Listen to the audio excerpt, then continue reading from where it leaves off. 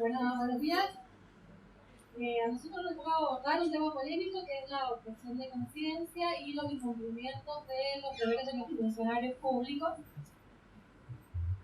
Yo voy a introducir un poquito el tema de la objeción de conciencia para que nos pongamos de acuerdo en los conceptos y luego les voy a dar la palabra a mis compañeros. Antes de entrar al tema, vamos a recordar el principio de legalidad, que es un principio que dice que todas las personas estamos obligadas a hacer lo que la ley manda y todas las personas estamos impedidas de hacer lo que la ley prohíbe. ¿Por qué digo esto? Porque en la objeción de conciencia vamos a decir que es el derecho a oponerse al cumplimiento de un deber o una obligación legal cuando resulte incompatible por razones de conciencia. O sea que va a transgredir este principio tan importante para el derecho, que es el de que todas las personas estamos obligados a hacer lo que la ley manda. El objetor de conciencia tiene como finalidad, lo que pretende, lo que busca, es eximirse de cumplir con una norma que lo obliga a actuar. No tiene como finalidad derogar la norma, no tiene intencionalidad política, no busca publicidad ni que se adhieran a su causa. Lo que pasa es que la ley lo obliga a hacer algo que lo pone en una disyuntiva con sus propias convicciones.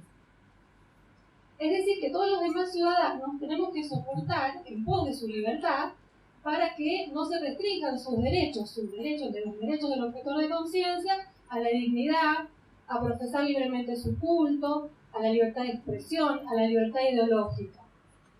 Estos derechos, los derechos del objetor de conciencia, son derechos constitucionales y son derechos humanos.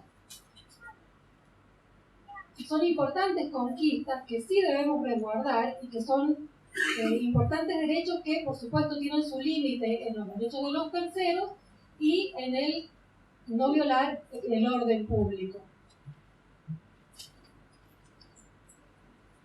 En temas moralmente controvertidos, el Estado, se entiende hasta ahí que el objetor de conciencia viene a incumplir con una ley que lo obliga a actuar, ¿verdad?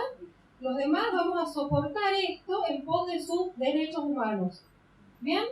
Pero ¿qué pasa? Cuando va a haber un choque, cuando incumple una obligación legal y a la vez significa la violación de un derecho para otra persona. Ahí encuentra el límite la objeción de conciencia.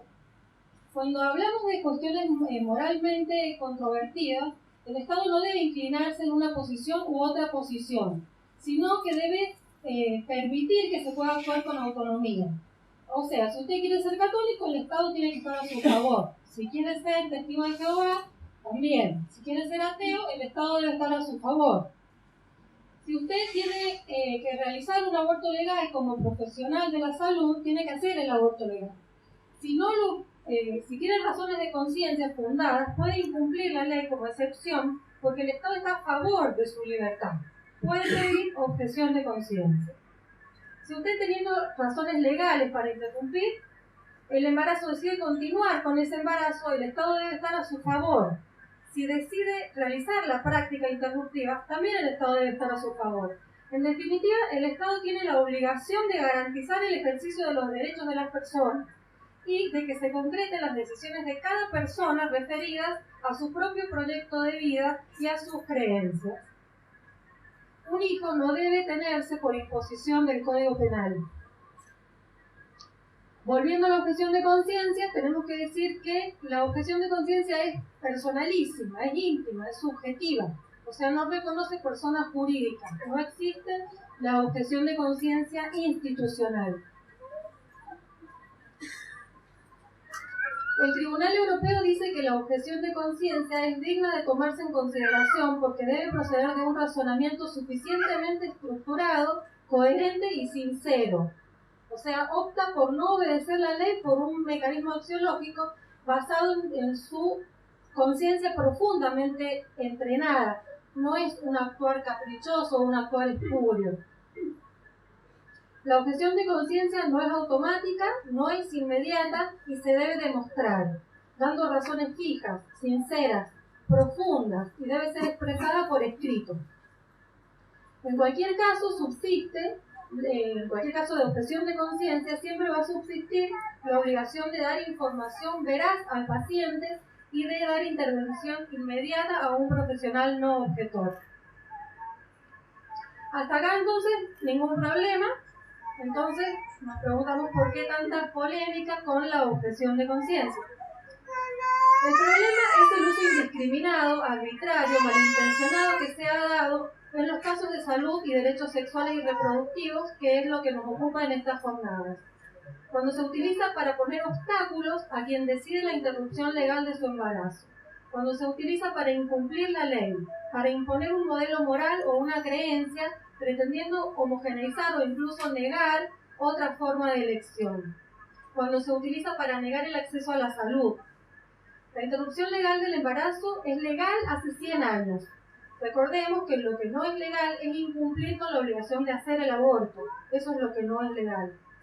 El derecho al aborto con causales legales es un derecho que hay que garantizar y que, aunque en ambos casos se trate de derechos humanos, tanto los del objetor como el de quien quiere practicar su interrupción legal del embarazo, jamás va a tener mayor prevalencia la excepción que encuentra su límite justamente en el derecho de los demás, sobre todo si de derechos humanos se trata. Así, el Código Civil y Comercial regula que es el derecho troncal de todo el ordenamiento jurídico. En su título preliminar, artículo 10, nos dice que el ejercicio regular de un derecho propio o el cumplimiento de una obligación legal no puede constituir como ilícito ningún acto. La ley no ampara el ejercicio abusivo del derecho. Es decir, que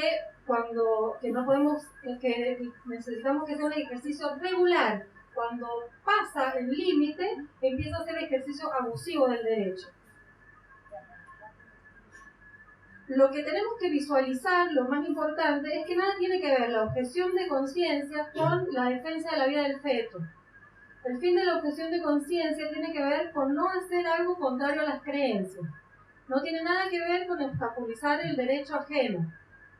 Por lo tanto, tenemos dos carriles distintos, totalmente compatibles, que sí pueden convivir perfectamente. Por un lado, el derecho del objetor a no cumplir con su obligación de realizar la práctica, y por el otro, el derecho a interrumpir el embarazo por razones de abuso o riesgo en la salud. Si estos dos derechos colisionan, es porque no hay un objetor de conciencia, sino un obstaculizador del ejercicio de derechos ajenos, es decir, alguien que está cometiendo un delito penal. ¿Cómo es la situación acá en San Juan? Bueno, en San Juan las mujeres hemos irrumpido en todas las esferas de la sociedad, nos hemos fortalecido muchísimo con el ejemplo de las que lucharon antes, por supuesto. Las organizaciones políticas y sociales de mujeres hoy condicionan el aparato político de nuestra provincia, se siente nuestra presión, se ven obligados a darnos respuestas.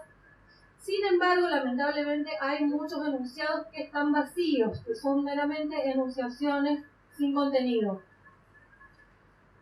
Acá hay muchísimas mujeres que están en pie de lucha. Acá han habido 3 comisiones plagadas de mujeres. Llamamos a los hombres a que aparezcan. Le agradezco a mi compañero hombre. En San Juan hemos crecido. Yo lo visualizo de 3 maneras. Por un lado estamos las organizaciones sociales como punta, avanzando muchísimo. La sociedad, que no es activista, digamos, también empieza a opinar, a entender más de las temáticas. La legislación nacional está en una avanzada mucho más adelante que por donde vamos nosotras como movimiento social, y la legislación y las políticas públicas sanjuaninas que están por atrás de todo eso. Digo porque ayer me retaron porque soy muy negativa. Digo que el discurso parecía que yo decía que estaba todo mal, y no, a ver, acá se avanza de una manera increíble. Y a la vez, mi reclamo y mi denuncia es contra los poderes públicos del Estado. ¿Por qué? Con respecto a la objeción de conciencia y a la práctica de la interrupción voluntaria del embarazo, tengo que decir que luego de la ola verde el año pasado se comenzaron a practicar abortos legales, es decir, durante 97 años se negó el ejercicio del derecho a quienes eran titulares, casi un siglo. La buena noticia es que hoy se garantiza la práctica de los casos de interrupción legal del embarazo. Sin embargo, aún no está claro para la población de San Juan a dónde debe dirigirse, quién le realizará la práctica, si tiene derecho a realizarse un aborto legal. La persona que se encuentra en esa situación, que es una tragedia, debe realizar un recorrido muy cuidadoso para no caer en manos equivocadas. La voluntad de los profesionales, algunos han estado en estas jornadas participando, la voluntad de estos profesionales tiene una importancia innegable, pero no está resultando suficiente. A pesar de este avance y de esta voluntad, insisto, es necesario dar un mensaje claro a la sociedad. Dos cosas: no tenemos protocolo, ni nacional, o sea, ni adhesión al nacional, ni protocolo para realizar la práctica en la provincia. No tenemos registro de objetores de conciencia. La práctica se garantiza igual, no hace falta que tenga protocolo, pero digo, la decisión política de aclarar los oscuros la debe tomar el Poder Ejecutivo. Necesitamos una reglamentación y el Estado no reglamenta, algún Estado provincial ausente. La gente del hospital y la gente que garantiza las prácticas hace lo que puede. Insisto en esto del voluntarismo como algo positivo, pero que tenemos que salir de ahí. Tenemos que entrar en una etapa de exigibilidad. Y el tema de la falta de la reglamentación del registro de objetores, esto último creo que debe ser un punto de confluencia entre quienes criminalizan el aborto y quienes no. Debemos dejar de enfocar los puntos irreconciliables y centrarnos en los puntos en común para poder avanzar. Si tenemos registro de objetores, el Estado puede organizar sin ningún problema el sistema de salud. Pero si no sabe cuáles son los objetores y cuáles no, ¿cómo va a ser serio esto? El objetor debe ser el principal interesado, ya que no podría considerarse, como vimos en estas características que decíamos antes, que hay objetor de conciencia si no ha cumplido con todos estos requisitos. ¿Cómo va a excepcionarse de cumplir una obligación legal si no está registrado en ningún lado? No ha dado sus razones, no las ha escrito y tienen que ser coherentes y serias, como ya dijimos. Y por último, llevará, que es lo que más nos interesa, tranquilidad de las personas que quieren hacer valer su autonomía y su derecho al acceso a la salud. Estas cuestiones corresponden al Poder Ejecutivo Provincial, que no toma la decisión de resolver la situación, permite el caos y da de este modo la espalda principalmente a las mujeres. Tengo sobre la situación provincial 5 puntos más para desarrollar, pero me parece que me estoy excediendo el tiempo. A ver, voy con 2. Lo cierto es que en nuestra provincia no han salido de la vieja concepción del género ligado a la biología. Esto es muy grave. Continúa, nuestra provincia, hablo de los poderes del Estado, no de los militantes y de nosotros que ya hemos salido hace 10 años más. Lo cierto es que, no se ha salido y continúa asignando destino a las personas según su órgano genital. No solamente los argumentos van a ser que no hay reglamentación y que no hay de la IBE y que no hay registro de objetores, sino también no hay ESI en las escuelas. Este año es la primera vez que se hace una experiencia piloto en 14 escuelas, tardía, 13 años de la ley, pero que no cumple además con los caracteres básicos de la ESI. Ser universal, no es para todos, ser transversal, es un horario cátedra, no está en todas las materias como transversal. O sea, el derecho a la IBE se garantiza a pesar de la falta de reglamentación y de la falta de registro de objetor de conciencia. Sin embargo, cómo llega la persona a solicitar la IBE no está contemplado en las políticas públicas sanjuaninas. No hay estado presente antes del embarazo. Lo mismo que el femicidio. Tenemos sentencia de femicidio, pero antes de que la mujer esté muerta, nadie se pregunta cómo es la vida de las mujeres. ¿Dónde está el Estado antes de la prevención? Es decir, si toda interrupción del embarazo implica un problema previo, que es el embarazo no deseado, y no se educa para la sexualidad responsable,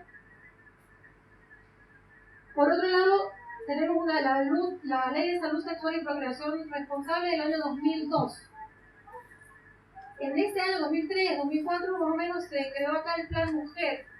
El Plan Mujer, parcialmente en el marco de esta ley, pero por muchísimos años, También tengo que decir que además de la interrupción voluntaria del embarazo, también logró la ola verde la ligadura de tronco, porque no se hacían las ligaduras de tronco en la provincia. Este plan mujer de 2003-2004 tenía la característica de que se trataba de la mujer antes, durante y después del parto. Eso es la mujer. La mujer mientras está por ser madre. Nada más, eso somos las mujeres. Y esto, si bien, no sé si se sigue llamando plan mujer o no, pero actualmente los lineamientos no han cambiado. Siguen estando arraigados a esa mirada de la mujer como reproductora. No se aplica la Ley Nacional 26.485 contra todas las formas de violencia hacia las mujeres. Pretende ser suplida en San Juan por una ley contraria a la Constitución, que tiene como objeto preservar las familias, entendiendo a estas como células de la sociedad, sin perspectiva de género, sin considerar a la no violencia como una cuestión de derechos humanos y sin adaptarse al nuevo concepto de familias del Código Civil y Comercial.